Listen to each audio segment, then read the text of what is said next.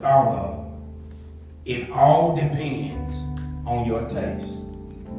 It all depends on your taste. It all depends on your taste. You want to be seen in the presence of God. Life within itself sometimes carries us down an avenue of where we begin sometimes not to be able to really understand whatever it is that is going on in our life. Oftentimes I remember growing up in life and being able to maybe smell the aroma of something before being able to deal with the aspect of actually being able to taste it. Life sometimes will present itself in such a way to where we have the ability to see.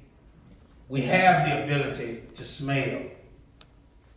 But yet we lack the ability to taste. And I don't know about you all, but it's a terrible feeling to be able to see something, to be able to smell something, but yet you are not able to taste it. There are those of us that can be honest enough to share maybe with somebody else that in life we maybe had a family member that had a certain kind of taste about themselves. From the aspect of maybe when you would see this family member, the thought goes through your mind, did he or she not see what they put on before they put it on when they left out of the house? Truth be told, not understanding that, you thought it was crazy to see your uncle or your auntie in what they had on. But what they were trying to share with you was simply this. Your taste is different than my taste. There are some things, nephew, that you may wear that you wouldn't dare catch me wearing. There are some things, niece, that you may wear that you definitely would not catch me wearing. Life within itself, I want you to understand on tonight, it all depends and hinges around this word called taste. How many times in life have you heard about somebody cooking something and they shared with you that it was real good? Oh girl, she can really throw down. And lo and behold, you went down the avenue of trying to see what it was that she was bragging about how well this individual could cook. But when you tasted it for yourself, you realize that this other individual thought that it tasted good, but because you are two different individuals, you have different taste buds. What she may have thought tasted good to her, you really wanted to spit it out. Anybody ever been down that road? Oftentimes, in raising kids, can always revert back. Maybe in my household, maybe I done some things that was wrong because when my Lisa was little, I would use her as the taste dummy. Kids have a habit bad about, because they're innocent, they have a habit bad out of if you put something in their mouth and it does not taste right. Kids have a habit bad of doing what? Spitting it out because of the taste. So oftentimes, one of my daughter's favorite meals was macaroni and cheese. We would go to different places, and if I would see macaroni and cheese, I would shove her up to see how she would respond when tasting it. And if she would respond with smacking them big old jaws and beginning to digest, that let me know that the macaroni and cheese was all right. My taste may not be your taste may not be my taste, but if we are going to be able to achieve all of the things that the kingdom has in store for us. Our Lord and Savior is simply sharing with you and I that we have to have the right taste bud in order to become kingdom minded. It's all in your taste. Quit struggling with people maybe in your surroundings, maybe your family members. Quit struggling trying to feed them something that they have not yet tasted of.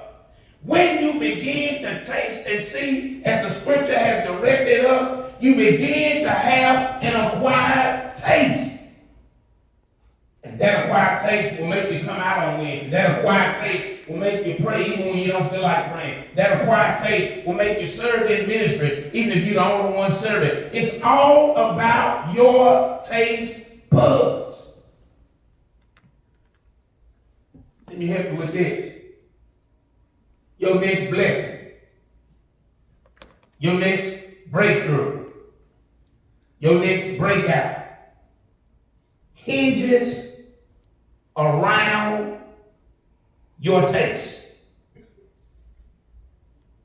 What are you saying, Pat? David understood, he understood what it was all about. This is the same David that said, create in me a clean heart and renew the right spirit that is within me. This is the same David that said, the Lord is my shepherd, I shall not want. This is the same David that said, the Lord is my light and my salvation, whom shall I fear? This is the same David that was the most picked on and the least picked out. But even in the midst of all that David went through, same David, had a heart for God. But there was one thing that he did. He tasted the Lord's goodness for himself. Ain't no worse feeling than having to hear somebody talk about how good something was. What about this mindset? You get out of church on Sunday and you go share with somebody. We sure had some church on Sunday, but then the other individual is looking at you like you're crazy because they hadn't been to nobody's church. But when they begin to taste of the goodness of the Lord for themselves, that's when they will begin to understand what it is to acquire that taste. You can feed it. You can feed it. You can prepare. You can cook it. But it's all up to the individual whether or not they want it. We love our family members to death. We want all of them to be saved. But you can preach, but they're not going to get it until they get it for themselves.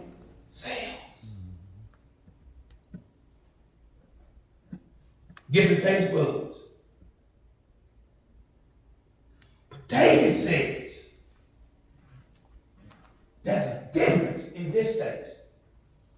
He says, this taste right here, it'll change your mind. It'll change your heart. It'll change your walk. It'll change your talk. But you got a taste of his goodness for yourself.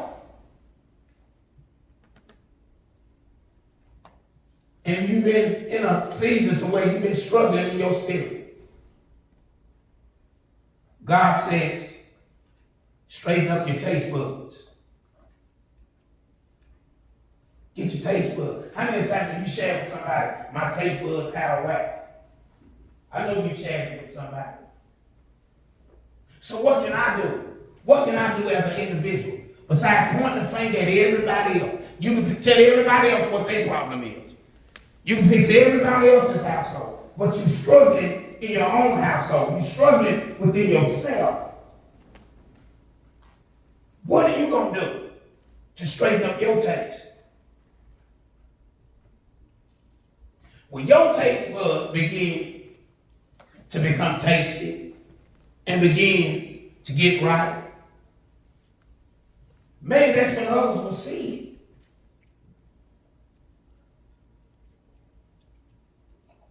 Maybe everybody ain't home. Maybe there's some that are fine. With just being fine. You can't just be fine with just being fine. You got to ask God for more. But when you ask God for more, it's going to require you to do more. David said, "Oh, taste and see that the Lord is good." What are you saying, Pastor, on tonight? Man, there ain't nothing like trying it for yourself. Anybody ever had an I get it moment in their life? You finally had it. Anybody ever had an I get it moment? You finally got it. You've been struggling with this. But when you finally got it, you was like, I got it. And nobody can take that I get it moment or mentality away from you. The devil can't take it away from you unless you allow him to take it.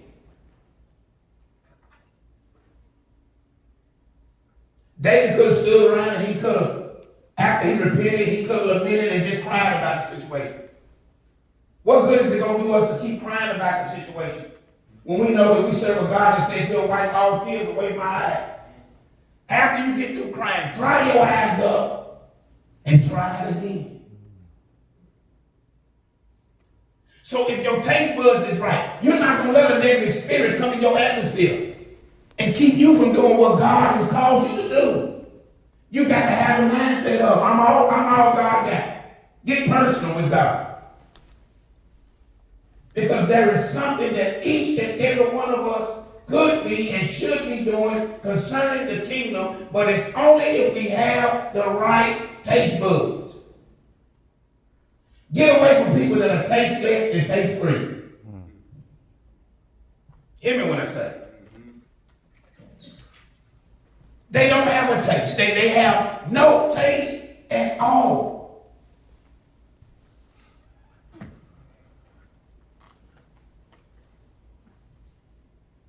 You trying to go and instead put it. David said, "Oh, taste and see." In other words, don't take my word. Don't believe me. Get your own relationship with God. Taste it for yourself.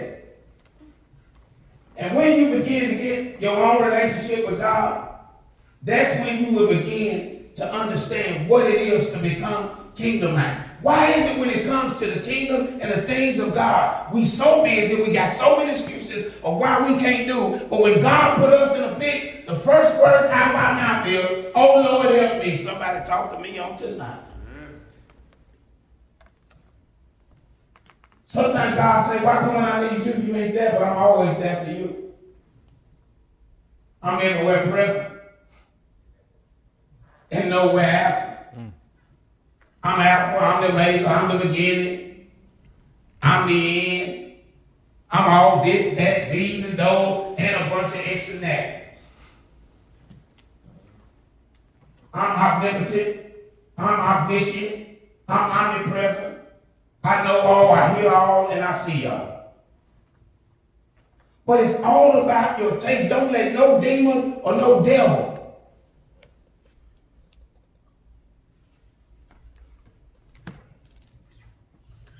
rid you of the right taste. David said, "Taste and see that the Lord is good." Let me ask this question on tonight. Just how good is the Lord to you? Each and every one of you on tonight. How good is he to you? I ain't talking about paying your rent. I ain't talking about giving you a brain patch yours. I ain't talking about putting clothes. How good is it? We have to mature in Christ. He's better than just being a God that'll take care of you. How good can you really dig deep down and share with somebody how good the Lord is to you? What is his goodness? It ain't got nothing to do with what I drive, where I live, and where I work. What is his goodness? It's grace, it's mercy, it's forgiveness.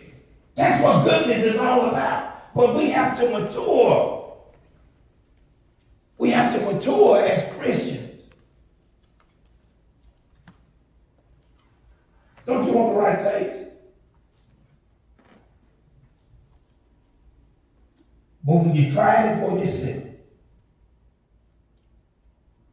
a lot of times in life, we fail to experience anything. Anything that is different. You know, I can't stand frog legs. You ain't never tasted frog legs. But because it looks like a frog leg, you say you don't like it. Guess what? A chicken leg is a chicken leg. It looks like a chicken leg. A rib is a rib that comes out of that hole. But until you taste it for yourself, and a lot of you all be honest enough to say that you have said that you didn't like something and you didn't even try it. Yeah. But it's based on what? On what you see. Let me help somebody on tonight. Get to know me for who I am before you judge me and say you don't like me. Trying to help somebody. Don't go off what somebody else done said. Get to know me. It's personal. Get to know me based on you knowing me versus going off what somebody else done said. Because you might just miss out on a blessing. That's right. Because you went off what somebody else said, not knowing that y'all had two different tastes. And the church says, amen. What kind of taste buds do you have for the kingdom? What are your taste buds? It ain't this buds for you, it's kingdom for you. What's your taste buds? What you desire from God? Are you trying to inherit his kingdom? Or are you just trying to pass through or pass by? You don't want to be like Moses. Moses did everything that he could do for God's people. They led him out there, Moses said he done everything that he could do. It's a terrible thing to see something that you can't have. He sacrificed. He was obedient to God. He seen the promised land, but he couldn't even walk into it. But all the people that he paved the way for, they were able to walk into that promised land. And I don't know about you all, but it's a terrible feeling to see something that you can't have. But David says on tonight, he says, all you got to do is get your taste right. He says, if you can establish that personal relationship with God and get your taste right, everything else will take care of itself. Dumb it down for me, Pastor. What are you saying? The meal already prepared. Lesson 101 on tonight. The meal has already been prepared. Think about it this way growing up. Tell your mama or your grandmama when they cooked that you wasn't hungry. They didn't ask twice. Think about it. Holler if you hear me. Oh, you ain't hungry. Okay. This what it is. And guess what? Since you weren't hungry on Monday, we leftovers on Tuesday. Talk to me, older folk. You missed out on Monday night. Well, guess what? He repeat and lead on Tuesday. Talk to me, church. It's all about the meal has been prepared. God is trying to serve the meal up, but it's up to individuals like you and I to get the right taste bud so that we can become kingdom minded. Man, I love everything that comes through Gethsemane, but I don't do. For these last 15 years of pastoring, 22, 23 years of being in ministry, I don't do what I do for an individual. I do what I do for the Lord, because individuals will come and go. That's part of my testimony. I've seen a lot come and I've seen a lot go. But I stay on the mark, continuing to do what God has called me to do as your pastor, as your leader, as your servant, because of my taste buds. Amen.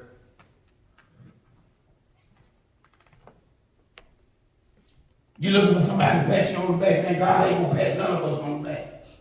He expects us to do it. He ain't feeling sorry for me as your pastor. He expects me to do it. because he called me to do the work.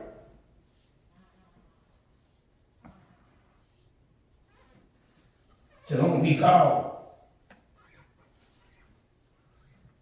qualified. Many are called, but few are chosen. So what are you saying, Pastor? If I can just get my taste buds right,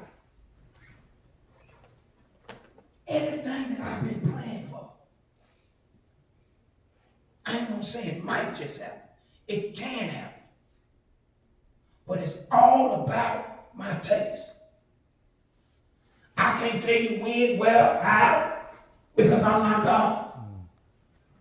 But I can deposit in your spirit, like David, to taste and see for yourself. You know how it is in life. I've witnessed this over my few years. People be going through a situation. And for the life of me, I don't understand how God, and that's what separates man from God. Because see, man, we get mad when we done poured our heart into something, do something for somebody, and then they don't show up no more.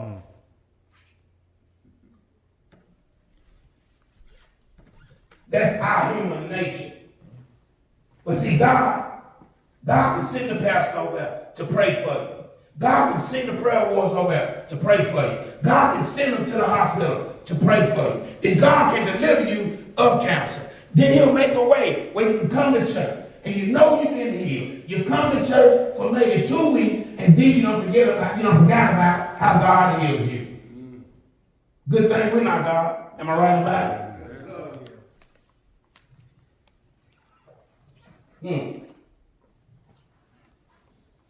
But when you have tasted God for yourself, the moment that anything begins to happen in your life, who's the first person you call on? It ought to be God. I know you want to call Pastor, talk God first. Tell God all about it. Because whether we realize it or not, we're going to need the Lord.